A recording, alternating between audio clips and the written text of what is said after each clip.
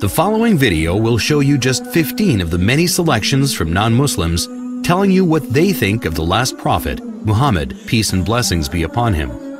Dr. William Draper, in History of Intellectual Development of Europe, 4 years after the death of Justinian, AD 569, was born in Mecca, in Arabia, the man who, of all men, has exercised the greatest influence upon the human race, to be the religious head of many empires, to guide the daily life of 1/3 of the human race, may perhaps justify the title of a messenger of God.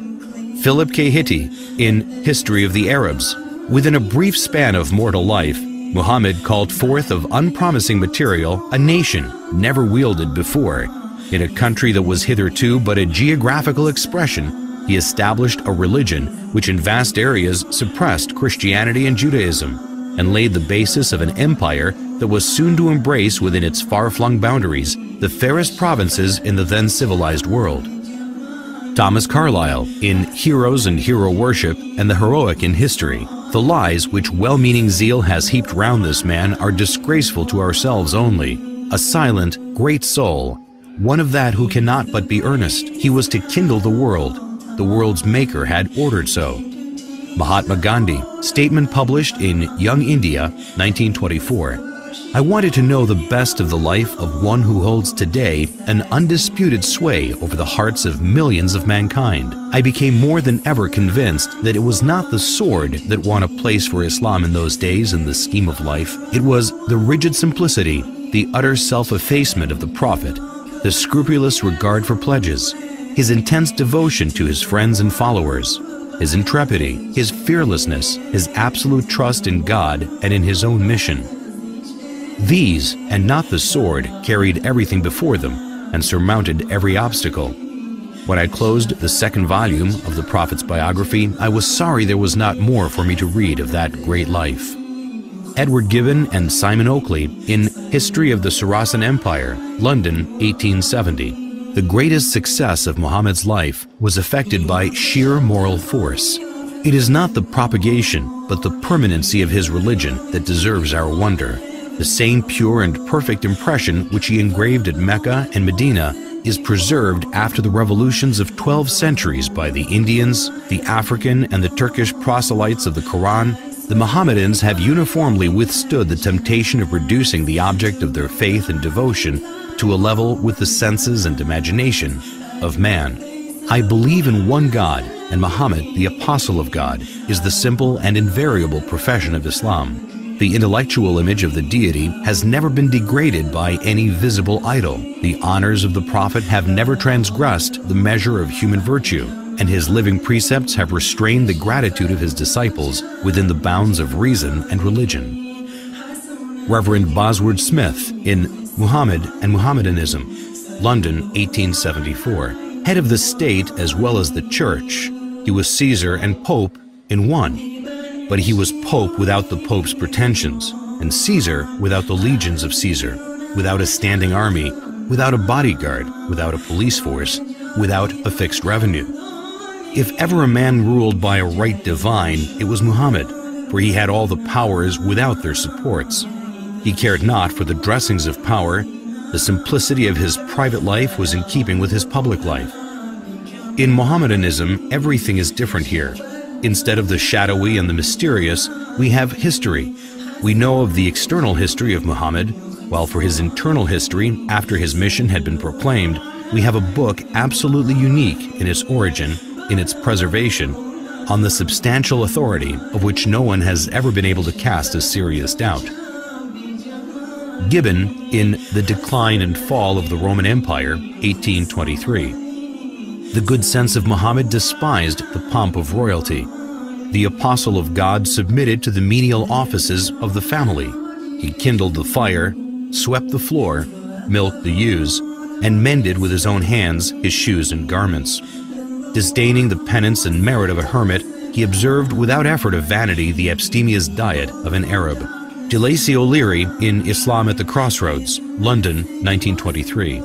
History makes it clear, however, that the legend of fanatical Muslims sweeping through the world and forcing Islam at the point of sword upon conquered races is one of the most fantastically absurd myths that historians have ever repeated. Sir George Bernard Shaw in The Genuine Islam, Volume 1, Number 8, 1936.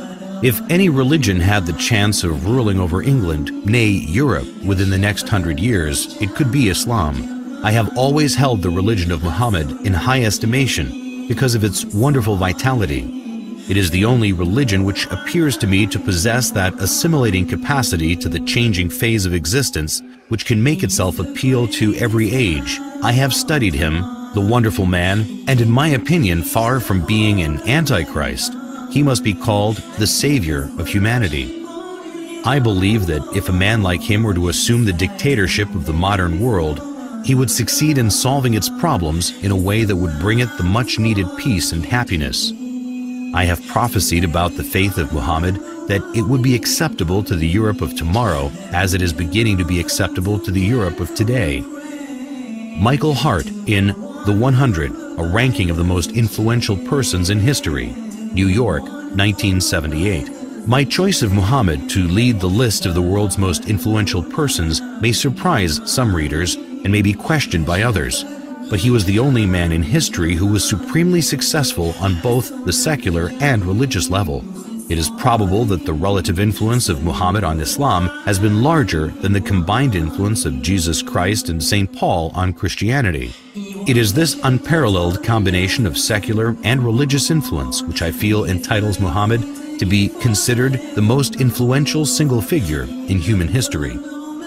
W. Montgomery Watt in Muhammad at Mecca, Oxford, 1953.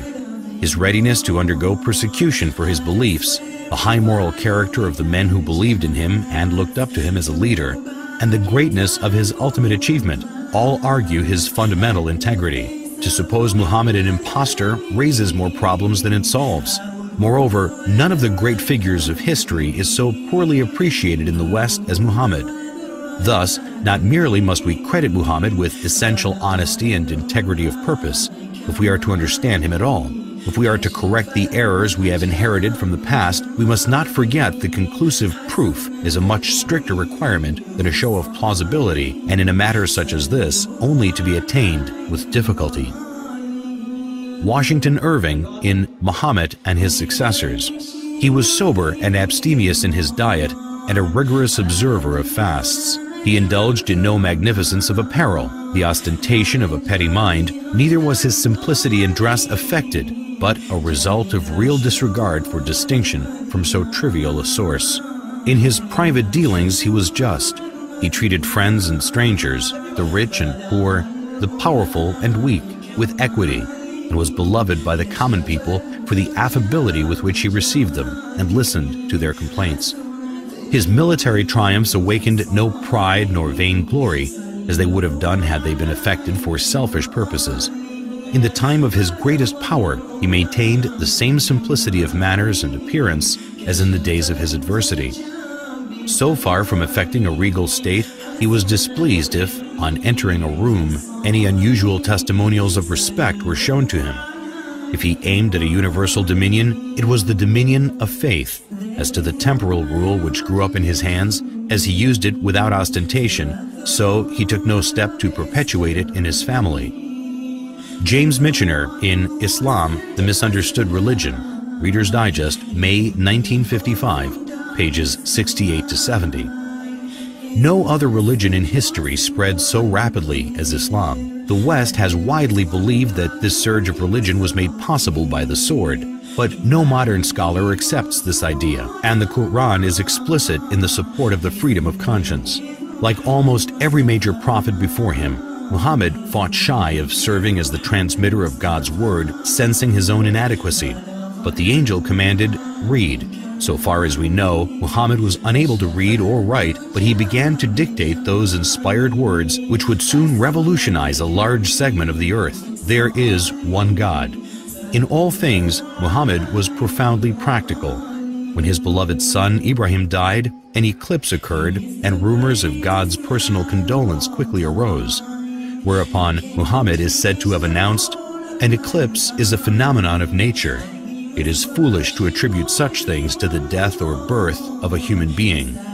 At Muhammad's own death, an attempt was made to deify him, but the man who was to become his administrative successor killed the hysteria with one of the noblest speeches in religious history. If there are any among you who worshipped Muhammad, he is dead. But if it is God you worshipped, he lives forever. Lawrence E. Brown in The Prospects of Islam, 1944. Incidentally, these well-established facts dispose of the idea, so widely fostered in Christian writings, that the Muslims, wherever they went, forced people to accept Islam at the point of the sword. Alphonse de Lamartine in Histoire de la Turquie, Paris, 1854. Never has a man set for himself, voluntarily or involuntarily, a more sublime aim, since this aim was superhuman, to subvert superstitions which had been imposed between man and his Creator, to render God unto man, and man unto God, to restore the rational and sacred idea of divinity amidst the chaos of the material and disfigured gods of idolatry then existing.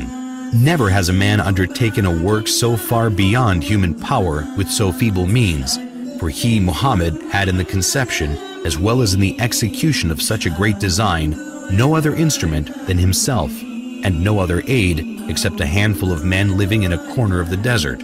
Finally, never has a man accomplished such a huge and lasting revolution in the world, because in less than 2 centuries after its appearance, Islam, in faith and in arms, reigned over the whole of Arabia and conquered in God's name Persia, Khorasan, Transoxania, Western India, Syria, Egypt, Abyssinia, all the known continent of northern Africa, numerous islands of the Mediterranean Sea, Spain, and part of Gaul.